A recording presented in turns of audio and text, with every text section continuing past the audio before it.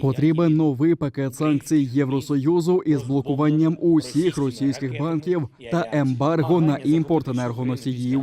Про це заявив президент України під час звернення до естонського парламенту. Бо це єдиний інструмент, який може примусити Російську Федерацію до миру, вважає Зеленський.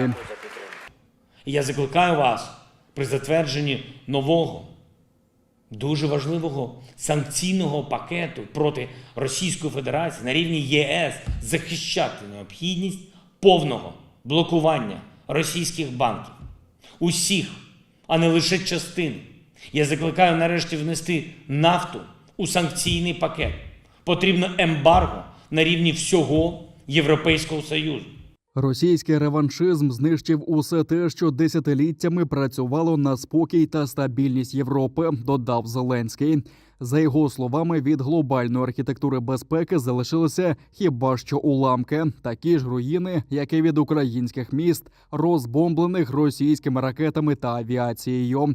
А усі міжнародні інституції, які мають підтримувати мир, а це ООН, ОБСЄ та інші, не здатні зараз зупинити російську агресію. З одного боку, Росія користується своїми привілеями в міжнародних структурах, зокрема окупованим нею місцем постійного члена Радбезу ООН, щоб блокувати будь-які намагання реально повернути мир в Європу чи в інші регіони, де Росія воює. Саме вона. А з іншого боку, російське керівництво абсолютно не вірить у те, що Європа здатна притягнути Росію до відповідальності.